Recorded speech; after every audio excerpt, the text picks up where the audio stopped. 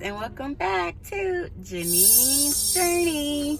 So school doesn't officially start until Monday, but because of coronavirus, our school, our teachers, our instructors, everybody is on board with us starting a little bit early so we can start getting our hours. I am sitting at 326 hours and 30 minutes, and I need 500 in order to graduate. So here's 500 in order to sit for my boards. How about I say that? So today we're gonna be starting clinical. Today's video is just a full day in the life of a future pediatric nurse practitioner, and I haven't been in clinicals for 2 weeks, so you kind of feel rusty. Even though it's only been 2 weeks, I feel a little rusty. So let's get to it. And as always, make sure you give this video a thumbs up, leave any comments you have down below, and did you tell a friend? Bye.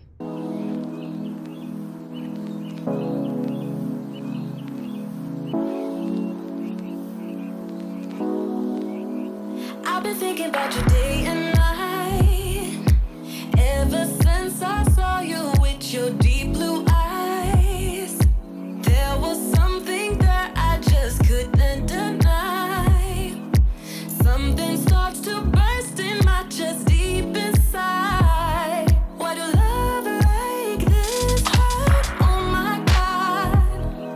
It feels like I'm gonna die. It feels like I'm about to die. And have you been going in first, or how's she been doing things with you? Yes, ma'am. I usually go in, do their history, get their physical, come out, present, and then we go back in together and speak about treatment. Okay. Yes, ma'am. I have actually. Onset, location, duration. Yeah. Yeah. Working in NICU there from time to time as well. Oh, so I okay. do pretty much pediatrics, PICU, and NICU, wherever the need is. Yeah, I contemplate in going back to either be an NNP or PNP. And I was a pediatric nurse at the time, and I hadn't worked in the NICU yet. And then when I moved here, I worked in the NICU, and I was like, yeah, pediatrics is what I... Yeah. Okay, yeah. So I moved here and started NICU. yeah.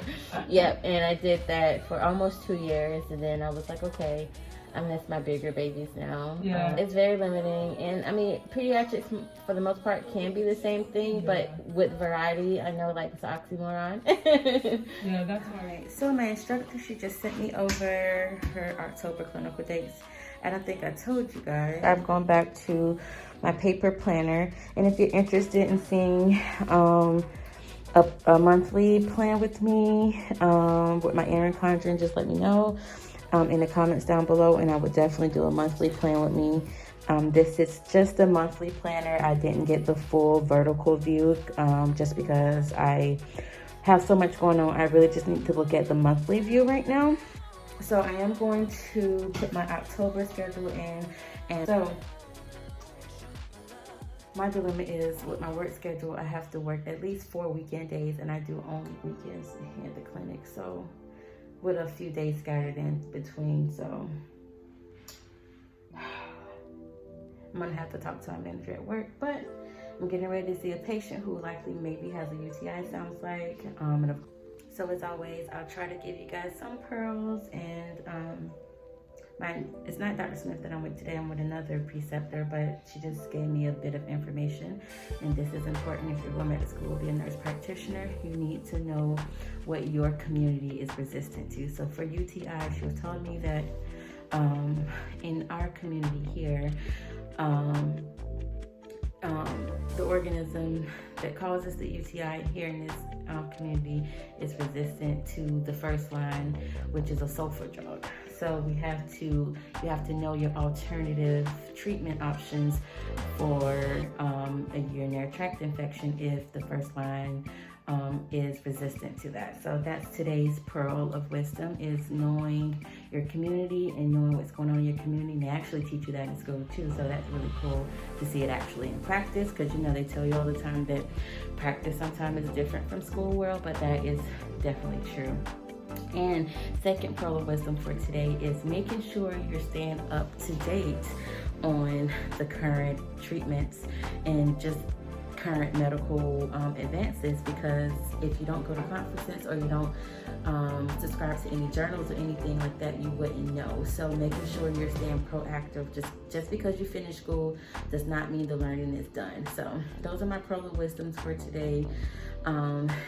Yeah, so I'm gonna get ready. Actually, I'm gonna go ahead and do my October schedule. I like that she gave me my dates before I did my work schedule, because I can plan my work around clinical. So let's go do our schedule, and hopefully the medical assistant has worked this patient up and we can go see.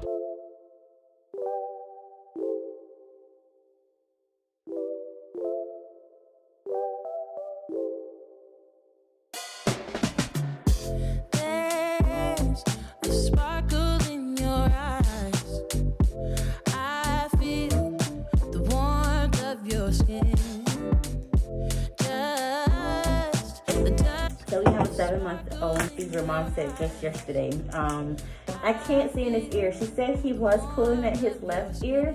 I couldn't visualize the tympanic membrane very well. So maybe we can, as an effort to kind of get him held down. 4. What's our first line? First line, acute otitis media is amoxicillin high dose 80 to 90 milligrams per kilogram. 4. Amoxicillin 400 per 5 mLs. Take 5 mLs twice a day for times 10 days. Yes, ma'am. The teaching. Yeah.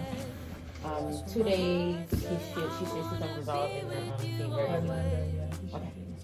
And to make sure she follows up. Yep.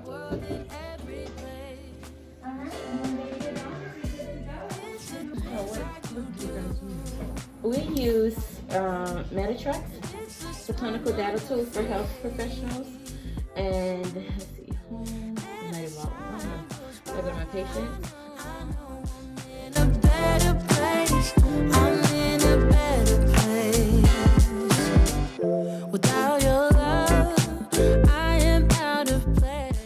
So during clinical in between patients, I study for school, but right now, like I said before, like I keep saying, I am already prepping for board certification, just because we have to take our mock board certification coming up here within the next I think 3 or 4 weeks. So I just want to read the Burns book backwards and forwards as many times as I can before my real board certification. So that's what you see me here doing, reading the organization of the book and thinking of a way that I want to study for certain boards. Or clean it, numb it.